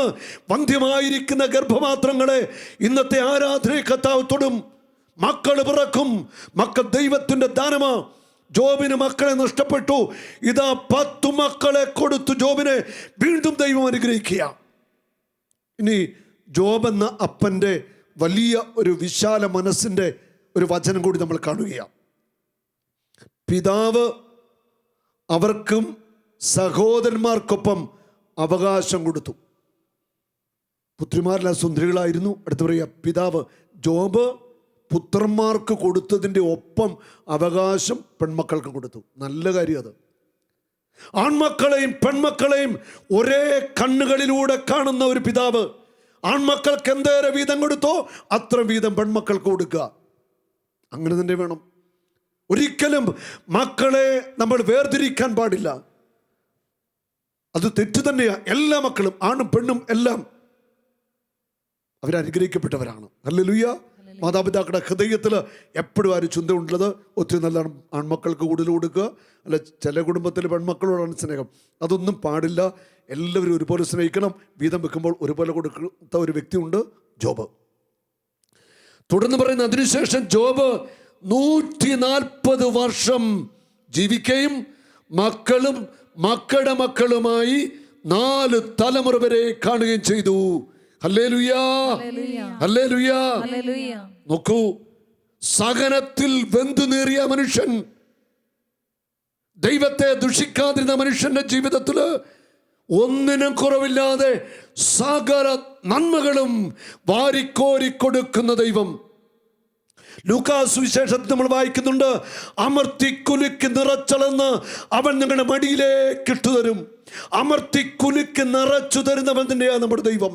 അനുഗ്രഹം, സമൃദ്ധി, സമ്പത്ത്, കൃപാവരങ്ങൾ, നന്മകൾ, മക്കൾ എല്ലാം സമൃദ്ധമായിട്ട് തരുന്നവനാ എൻ്റെ ദൈവം. തൻ്റെ മഹത്വത്തിൻ്റെ സമ്പന്നതയിൽ നിന്ന് യേശു ക്രിസ്തു വഴി നിങ്ങൾക്ക് ആവശ്യമുള്ളതെല്ലാം നൽകും. ഹല്ലേലൂയ. വേണ്ടത് എല്ലാം നൽകുന്നവൻ തന്നെയാണ് ദൈവം. അവൻ്റെ കൈവശം ഒന്നിനും കുറവില്ല. ജോബ് ദീർഘായുസോടെ ജീവിച്ചു, 140 വർഷം ജീവിച്ചു. എന്തൊരു ഭാഗ്യമല്ലേ! മക്കള്, കൊച്ചുമക്കൾ, അവരുടെ മക്കള്, 4 തലമുറയുള്ള കുഞ്ഞുങ്ങളെ കാണാൻ, പേരക്കുട്ടികളെ കൊടുത്ത് താലോലിക്കാൻ, ഉമ്മ കൊടുക്കാനൊക്കെ ഉള്ളൊരു വലിയ ഭാഗ്യം ജോബിൻ്റെ ജീവിതത്തിൽ ദൈവം നൽകുകയാണ്. അങ്ങനെ പൂർണ്ണായുസ് പ്രാപിച്ച് വൃദ്ധനായി സമാധാനത്തോടെ ജോബ് തൻ്റെ പിതാക്കന്മാരോട് ചേർന്നു. അപ്പോൾ ജീവിതത്തിൽ ദൈവം സഹനം മാത്രം അനുവദിക്കുന്നതിനാണോ? അല്ല, സഹനമുണ്ടാവും. ഈ ഭൂമിയിൽ മനുഷ്യനായി പിറന്ന ഏതൊരു വ്യക്തിയുടെയും ജീവിതത്തിൽ സഹനമുണ്ടാവും. മനുഷ്യനാണോ നിന്റെ ജീവിതത്തിൽ മാനസികമായോ ശാരീരികമായോ സഹനങ്ങൾ ഉണ്ടായിരിക്കും. സഹനമില്ലാതെ ഒറ്റ മനുഷ്യന് പോലും ഈ ഭൂമിയിൽ ജീവിക്കാൻ പറ്റില്ല. ഇന്നല്ലെങ്കിൽ നാളെ എന്നെങ്കിലും സഹനങ്ങൾ ജീവിതത്തിൽ കടന്നു വരും. അത് ഉറപ്പായിട്ടുള്ള കാര്യം തന്നെയാണ്. നിയമാവർത്തന പുസ്തകത്തിൽ 7-ാം അധ്യായത്തിൽ 12 മുതലുള്ള വചനങ്ങൾ 15 വരെ ജോബിൻ്റെ ജീവിതത്തിൽ പ്രാവർത്തികമാക്കപ്പെട്ട വചനമാണിത്. നിങ്ങൾ ഈ നിയമങ്ങൾ കേൾക്കുകയും വിശ്വസ്തയോടെ പാലിക്കുകയും ചെയ്താൽ നിങ്ങളുടെ ദൈവമായ കർത്താവ് നിങ്ങളുടെ പിതാക്കന്മാരുടെ ശപഥം ചെയ്തിട്ടുള്ള ഉടമ്പടിയും കരുണയും നിങ്ങളോട് പുലർത്തും. ദൈവത്തിൻ്റെ നിയമങ്ങളും കൽപ്പനകളും വചനങ്ങളും നീ അനുസരിച്ചാൽ ദൈവത്തിൻ്റെ കരുണ നിന്റെ മേലൊഴുകും. ദൈവം തൻ്റെ ഉടമ്പടി പാലിക്കും. തുടർന്ന് പറയുന്നു, അവിടുന്ന് നിങ്ങളെ സ്നേഹിക്കുകയും അനുഗ്രഹിക്കുകയും വർദ്ധിപ്പിക്കുകയും ചെയ്യും. 3 കാര്യങ്ങൾ. അവിടുന്ന് നിങ്ങളെ സ്നേഹിക്കും, അവിടുന്ന് നിങ്ങളെ അനുഗ്രഹിക്കും, അവിടുന്ന് നിങ്ങളെ വർദ്ധിപ്പിക്കും. ദൈവത്തിൻ്റെ അവസാനിക്കാത്ത സ്നേഹം നിങ്ങളിലേക്ക് ഒഴുകും. ഒരിക്കലും ആർക്കും തടയാനാവാത്ത വിധം അനുഗ്രഹത്തിലേക്ക് നിങ്ങളെ അവിടുന്ന് ഉയർത്തും. ഹല്ലേലൂയ. അനുഗ്രഹിക്കും, വർദ്ധിപ്പിക്കും. എന്താണ് വർദ്ധിപ്പിക്കുന്നത്? നിന്റെ ജീവിതത്തിൻ്റെ എല്ലാ മേഖലയിലും കർത്താവ് വർദ്ധിപ്പിക്കുമെന്ന് പറഞ്ഞാൽ മക്കള്, സമ്പത്ത്, നിന്റെ ജീവിത വഴികൾ, ആത്മീയ ശുശ്രൂഷകൾ, എല്ലാ മേഖലകളിലും ഒരു വർധനവ്, ഉയർച്ച, അഭിവൃദ്ധി നിനക്ക് ഉണ്ടാവും.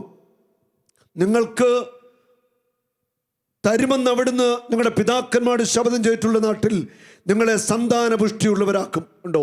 അടുത്ത വാഗ്ദാനം, നിങ്ങളെ സന്താനപുഷ്ടി കൊണ്ട് നിറയ്ക്കും, മക്കളെ തന്ന് അനുഗ്രഹിക്കും.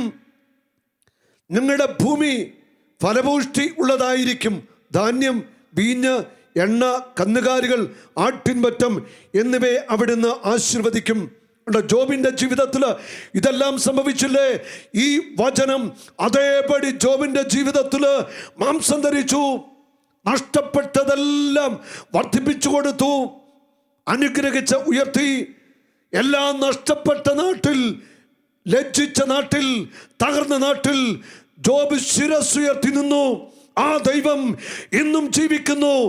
കർത്താവ് നിന്നെ ലജ്ജിക്കാൻ അനുവദിക്കത്തില്ല, നിന്നെ തകർന്നു പോകാൻ അനുവദിക്കത്തില്ല. നീ പരാജയപ്പെട്ടിടത്ത് യേശു നിന്നെ എഴുന്നേൽപ്പിച്ചു നിർത്തും. ഹല്ലേലൂയ. അതിന് ഒരു മാറ്റവുമില്ല. ഇത് ഉറപ്പേറിയ വചനത്തിൻ്റെ ഉറപ്പ് തന്നെയാണ്. വീണ്ടും പറയുന്നു 14-ാം വചനം, നിങ്ങൾ മറ്റെല്ലാ ജനതകളെക്കാൾ അനുഗ്രഹീതരായിരിക്കും. മറ്റെല്ലാ ജനതകളേക്കാൾ നിങ്ങൾ അനുഗ്രഹിക്കപ്പെട്ടവരായിരിക്കും. നിങ്ങൾക്കോ നിങ്ങളുടെ കന്നുകാലികൾക്കോ വന്ധ്യത ഉണ്ടാവത്തില്ല. നിങ്ങളുടെ ഇടയിൽ വന്ധ്യത, മൃഗങ്ങൾക്ക് മനുഷ്യർക്ക് വന്ധ്യത ഉണ്ടാവത്തില്ല. തീരുന്നില്ല. 15-ാം വചനം പറയുന്നു, കർത്താവ് നിങ്ങളിൽ നിന്ന് എല്ലാ രോഗങ്ങളും നീക്കിക്കളയും. ഈ 4 വചനത്തിൽ എത്ര അനുഗ്രഹമാണ് കർത്താവ് പറഞ്ഞു വെച്ചിരിക്കുന്നത്. അനുഗ്രഹിക്കും, വർദ്ധിപ്പിക്കും, കരുണ കാണിക്കും, സ്നേഹം ചൊരിയും, ഉടമ്പടി പാലിക്കും, നിനക്കുള്ളതെല്ലാം എല്ലാറ്റിനെയും അനുഗ്രഹിക്കും, ആശീർവദിക്കും, സന്താനപുഷ്ടി നൽകും, രോഗങ്ങൾ മാറ്റും. Hallelujah, praise the Lord. നിങ്ങൾ ഈ വചനങ്ങൾ ഏറ്റെടുക്കണം. ഹൃദയത്തിലെ വചനങ്ങൾ ഉറച്ചു വിശ്വസിക്കണം. ഈ വിശുദ്ധ ബൈബിളിലെ ഓരോ വചനങ്ങളും ദൈവത്തിൻ്റെ വാക്കാ. ദൈവത്തിൻ്റെ വാക്കിന് മാറ്റമില്ല. മാറ്റമില്ലാത്തവൻ എനിക്ക് വേണ്ടി വലിയ പ്രവൃത്തികൾ ചെയ്യുമെന്ന് കണ്ണുമടച്ച് വിശ്വസിക്കണം. കർത്താവ് വലിയ അനുഗ്രഹങ്ങൾ നിങ്ങൾക്ക് വേണ്ടി തരും. നമ്മൾ പലരും എപ്പോഴും സഹനം, തകർച്ച, പരാജയം, ഇതേക്കുറിച്ച് മാത്രമാണ് സംസാരിക്കുന്നത്. അങ്ങനെ നമ്മൾ സംസാരിക്കുന്ന നിർത്തണം. നമ്മുടെ വാഗുണ്ട് സഹനം സംസാരിക്കുന്ന നിർത്തണം. സഹനം വരട്ടെ, അത് നമുക്ക് ഹൃദയത്തിൽ ഏറ്റെടുത്ത് സഹിക്കാം. അതെപ്പോഴും എനിക്ക് സഹനമാണ് ദൈവം തരുന്നത്, എനിക്ക് സഹനമേ ഉള്ളൂ, തോൽവിയേ ഉള്ളൂ, പരാജയമുള്ളൂ എന്ന് നമ്മുടെ വാഗുണ്ട് പറഞ്ഞ് നമ്മുടെ അനുഗ്രഹത്തെ നമ്മൾ തകർത്ത് കളയുന്നു. സഹനം വരുമ്പോൾ നമ്മൾ പറയണം, എൻ്റെ ദൈവം എന്നെ അനുഗ്രഹിച്ചുയർത്തും. എല്ലാം നഷ്ടപ്പെട്ട് എല്ലാം തീർന്നു, കൈവശം ഒന്നുമില്ലാത്തപ്പോഴും നമ്മൾ പറയണം, എൻ്റെ ദൈവത്തിൻ്റെ കയ്യിൽ എല്ലാം ഉണ്ട്, എൻ്റെ ദൈവം എന്നെ അനുഗ്രഹിക്കും. ശൂന്യതയിൽ നിന്ന് ഉണ്ടാകട്ടെ എന്ന വചനത്താൽ ഈ പ്രപഞ്ചത്തെ രൂപപ്പെടുത്തിയവൻ എനിക്ക് വേണ്ടി അത്ഭുതങ്ങൾ ചെയ്യുമെന്ന് കണ്ണുമടച്ച് ഹൃദയത്തിൽ വിശ്വസിക്കാൻ നീ തയ്യാറുണ്ടോ? നിനക്ക് വേണ്ടി ദൈവം പ്രവർത്തിക്കാനായിട്ട് പോകുക. ഹല്ലേലൂയ. ഈ വചനങ്ങൾ ഹൃദയത്തിൽ ഏറ്റെടുക്കണം. ജോബിൻ്റെ ജീവിതത്തിലെ സഹനങ്ങൾ കേട്ട് താലോലിച്ച് നമ്മൾ കടന്നു പോകാതെ ജോബിൻ്റെ പുസ്തകം 42-ാം അധ്യായം മനസ്സിരുത്തി വായിക്കണം. എന്നിട്ട് പറയണം, കർത്താവേ, ജോബിൻ്റെ സഹനത്തിൽ നീ ശക്തിപ്പെടുത്തി, ജോബിനെ അനുഗ്രഹിച്ചുയർത്തിയതുപോലെ എൻ്റെ സഹനങ്ങൾക്കപ്പുറം അനുഗ്രഹിച്ച് എന്നെയും എൻ്റെ കുടുംബത്തെയും ഉയർത്തണമെന്ന് കരമുയർത്തിപ്പിടിച്ചു നിലവിളിച്ചു നീ എന്ന് പ്രാർത്ഥിച്ചേ. നിന്നെ അനുഗ്രഹിക്കാൻ കർത്താവ് ഒരുക്കമാണ്. എന്താ ജീവിതത്തിലെ ഏറ്റവും വലിയ അനുഗ്രഹം? ഞാൻ പറയും, ജീവിതത്തിലെ ഏറ്റവും വലിയ അനുഗ്രഹം യേശു ക്രിസ്തുവിനെ നമ്മൾ സ്വന്തമാക്കുന്നതാണ്. യേശുവിനെ എൻ്റെ രക്ഷകനായി, നാഥനായി എൻ്റെ ഹൃദയത്തിൻ്റെ സ്വന്തമാക്കി കഴിയുമ്പോൾ എനിക്കെല്ലാമായി. ഞാൻ സമ്പന്നനാ, ഞാൻ അനുഗ്രഹിക്കപ്പെട്ടവനാ. യേശു എൻ്റെ കൂടെയുണ്ടോ, എനിക്ക് വേണ്ടതെല്ലാം അവിടുന്ന് തരും. ഒന്നിനും കുറവുണ്ടാവത്തില്ല. എൻ്റെ ടീമിൽ ശുശ്രൂഷ ചെയ്യുന്ന ഒരു മകന്, ഒരു പാവൻ സഹോദരൻ കേട്ടോ, ഒരു പാവപ്പെട്ട കുടുംബത്തിൽപ്പെട്ട വ്യക്തിയാണ്. ഭാര്യ, മക്കളുണ്ട്, 2 മക്കൾ. മോള് ഡിഗ്രി ഒക്കെ കഴിഞ്ഞു, അവൾക്ക് വിവാഹാലോചനയൊക്കെ ആയി. മകളെ കെട്ടിക്കാൻ ഒറ്റ പൈസ പോലും കയ്യില്ല. ഈ മനുഷ്യന് നമ്മുടെ ധ്യാനങ്ങളിൽ സഹായിക്കാനൊക്കെ വന്നു കഴിഞ്ഞാൽ മധ്യസ്ഥ പ്രാർത്ഥനയാണ് പ്രധാനമായിട്ട്. പിന്നെ അടുക്കളയിൽ പണിയാനൊക്കെ സഹായിക്കും. ഒരു പാവപ്പെട്ട ഒരു മനുഷ്യൻ. അദ്ദേഹത്തിൻ്റെ മകളുടെ കല്യാണം കഴിഞ്ഞ ആഴ്ച നടന്നു. ഒരു അത്ഭുതമായിരുന്നു. വീടൊക്കെ പൊളിഞ്ഞു കിടക്കായിരുന്നു. ആരൊക്കെയോ സഹായിച്ചു, വീടിൻ്റെ കാര്യങ്ങളൊക്കെ ആയി. പെണ്ണിന് സ്ത്രീധനം കൊടുക്കാനുള്ള പൈസ മുഴുവൻ ദൈവം ക്രമീകരിച്ചു കൊടുത്തു. എന്നോട് പറഞ്ഞു, ഒറ്റ പൈസ പോലും കടബാധ്യതയില്ല. നല്ല വിദ്യാഭ്യാസമുള്ള ഒരു മകളെ വിവാഹം കഴിച്ചു. ആര് കർത്താവിന് വേണ്ടി ഇറങ്ങിത്തിരിച്ചിട്ടുണ്ടോ അവർക്ക് ലജ്ജിക്കേണ്ടി വരത്തില്ല. കർത്താവ് നീ തകർന്നു പോകാൻ അനുവദിക്കത്തില്ല. നിന്നെയും നിന്റെ കുടുംബത്തെയും മക്കളെയും തലമുറകളെയും അനുഗ്രഹിച്ച് കർത്താവ് ഉയർത്തും. ജോബിൻ്റെ സഹനങ്ങൾ മാത്രം ധ്യാനിച്ച് കണ്ണുനീരോടെ ജീവിക്കാതെ ജോബിൻ്റെ മേൽ ചൊരിയപ്പെട്ട അനുഗ്രഹം ഇനി നമുക്ക് ധ്യാനിക്കാം. സഹനങ്ങളെ ഓർത്ത് നന്ദി പറയാം. കർത്താവ് നിങ്ങളെല്ലാവരും സമർത്ഥമായിട്ട് അനുഗ്രഹിക്കട്ടെ. നമുക്ക് ആരാധനയിൽ വളരെ സജീവമായിട്ട് പങ്കുചേരാം. നമ്മുടെ വേദനകളും കണ്ണുനീരൊക്കെ സമർപ്പിച്ച് തീഷ്ണമായിട്ട് പ്രാർത്ഥിക്കാം. ഉറച്ചൊന്ന് വിശ്വസിക്കുക, എൻ്റെ കർത്താവ് എന്നെയും എൻ്റെ കുടുംബത്തെയും അനുഗ്രഹിക്കും. ആമേൻ.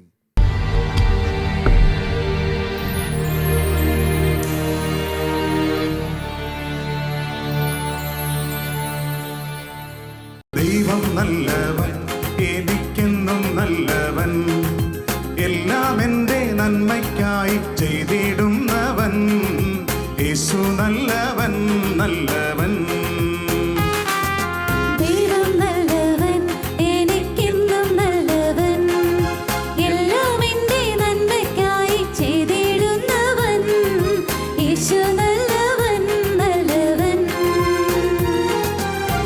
എന്നും നല്ലവൻ, എനിക്കെന്നും നല്ലവൻ, എല്ലാം എൻ്റെ നന്മയ്ക്കായി ചെയ്തിടുന്നവൻ.